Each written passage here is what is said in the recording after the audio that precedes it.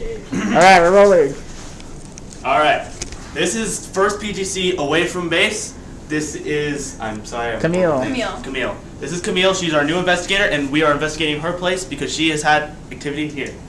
Yeah. Alright, so what I want you to do is tell us, first off, what's happening in the house. Okay, well, it all started when I moved in about 4 months ago. I was putting old boxes in my room, and I had some friends over, and they were helping me move stuff, and they'd gone back to my old apartment. So I was putting boxes down over here, and the light's still working here. Yeah. Well, we got infrared, so we're good. We'll be good. I was putting stuff over here, and from here you could see into the kitchen. So I had seen someone walk up to my door from the corner of my eye, and I could see him perfectly, so much so that it was my friend Armando. He was wearing a blue polo shirt and jeans. And I thought it was Armando because he always likes wearing polos. Yeah. So I was like, hey dude, hold on real quick. And I moved one more box and I walked into the kitchen and no one was there. And I saw someone come up, I had thought maybe someone had walked into the apartment, I didn't know what it was at first. And then after that, it was basically just a lot of me kind of chalking it up to maybe I forgot, but the bathroom light always turns on. Cabinets would be open, but I'd always think, well, maybe it was just me. I don't know. And I would hear footsteps, and my roommate would text me and be like, hey, dude, are you in your room? I'm just like, no. And he'd hear stuff in here, and I'd hear stuff out there as well.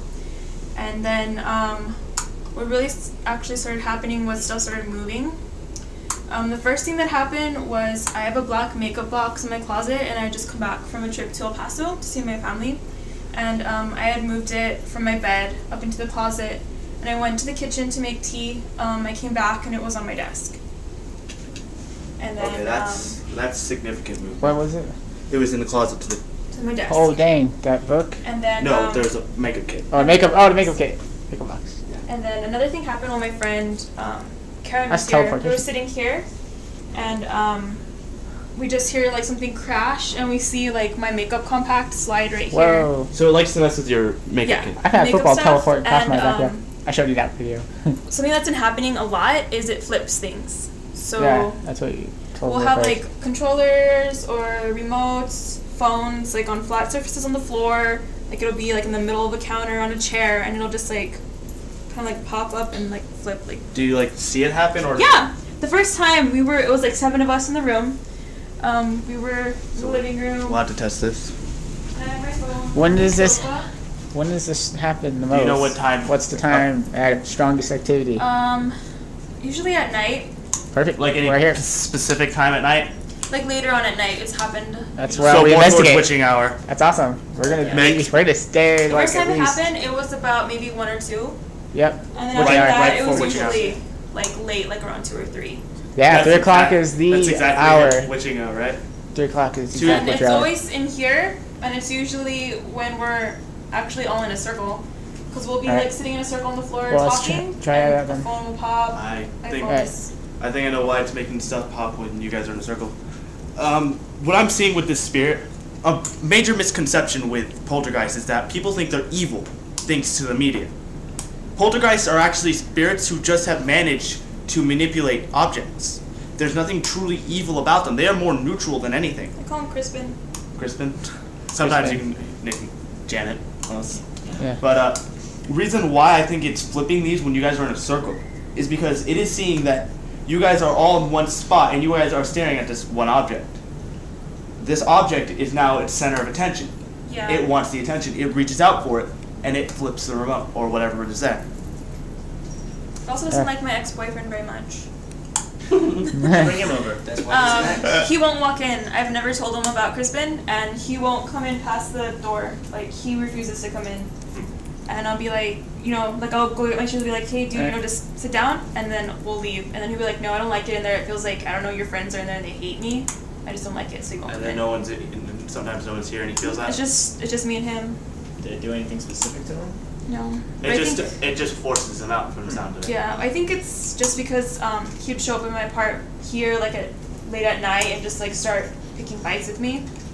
So So it'd show up here and it would see this. Alright, It's protective. Yeah. It's protective and also it's against negativity. So once it sees this negativity, it wants it out. mhm. Has there been like any other forms of negativity in this house where happened? Yeah, there was an incident with my roommate and his girlfriend, and me and her don't get along. And she would stay here like for long periods of time and just like mess with all my things, and like got into a really really bad argument. And like there was a lot of activity that started happening. Like mostly that's when everything started, like with the Cabinets and cabinets being crashes. open. Yeah. So I'm noticing it takes up a lot of activity from the negativity. It does not like negativity whatsoever. Yeah. All right. All right. So is that all that's been happening? Yeah, that's all that's been happening so far. Okay, let's call the interview a wrap. Our first piece of evidence occurred even before we began rolling on camera. This EVP came from the digital voice recorder we had positioned in Camille's bedroom. Listen to this.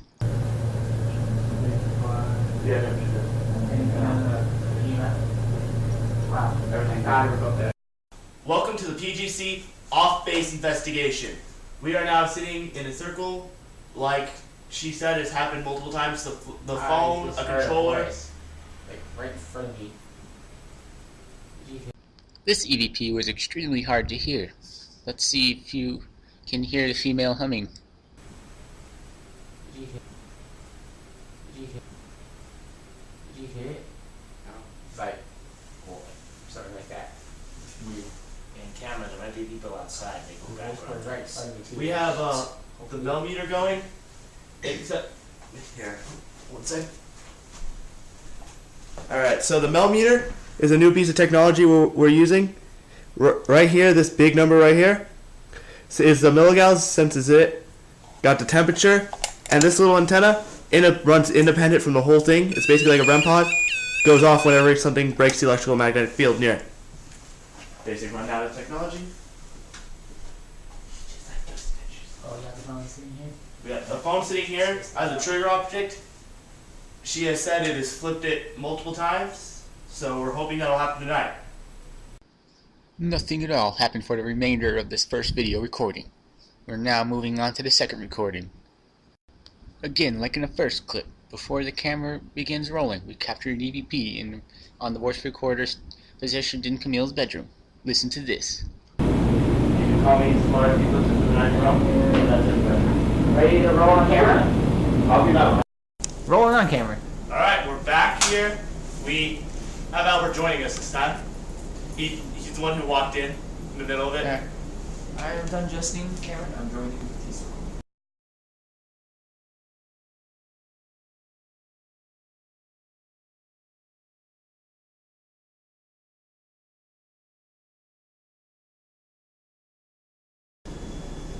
My name's Nick. What's your name?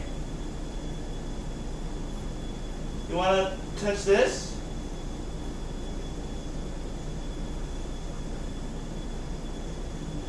I thought I heard like breathing over there. This incredible EVP seems to confirm that Nick was indeed communicating with the spirit of a little girl. This EVP was also captured on our main digital voice recorder, positioned with us in the living room. Listen to this. My name's Nick. What's your name? You wanna touch this?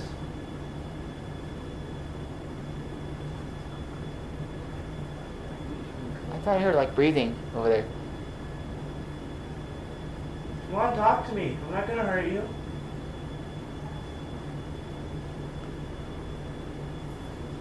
I'm hearing some. You wanna talk to me? I'm not gonna hurt you.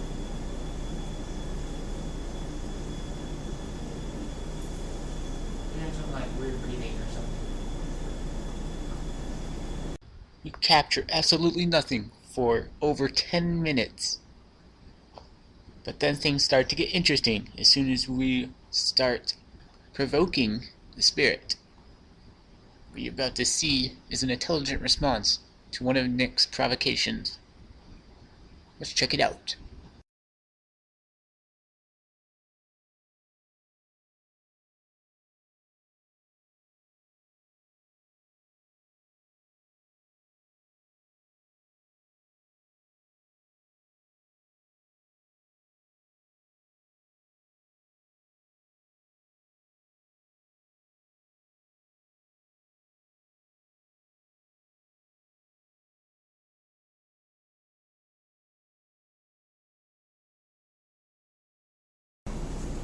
Alright, come on. Show yourself. We can bring Jeremy here if you want. I know how much you like him. At this exact moment, an intelligent response to Nick's provocation is captured on our main digital voice recorder in the living room. Listen to this.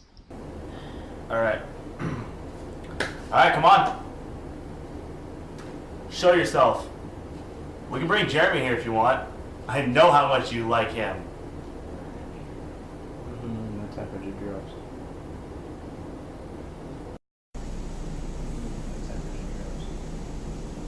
And we capture nothing for 4 more minutes. And then a strange EVP came through only on the camera's audio. Let's listen to it.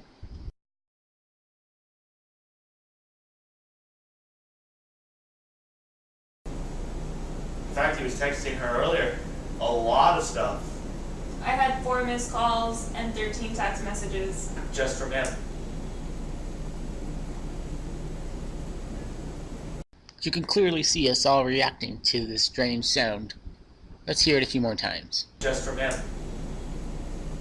Just from him. Just from him.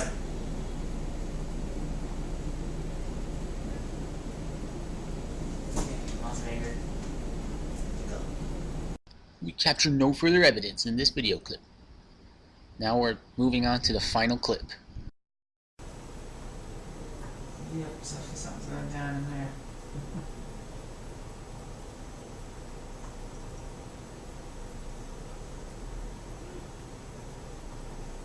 This EVP was also captured on our main digital voice recorder in the living room. Listen to this. Yep, something's going down in there.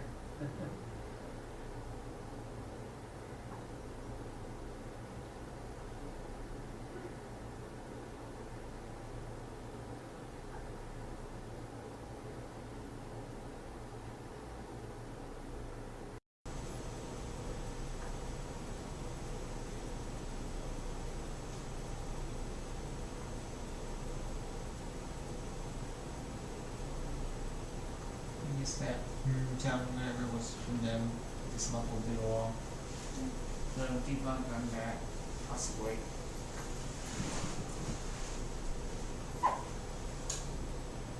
I could not find an explanation for this loud EVP. It was also captured on our main digital voice recorder in the living room. In the video you can see that neither myself nor Camille had any reaction to this sound, so I'm leaving this one for you, the viewer, to decide. This muffled through the wall. So debunk on that, possibly.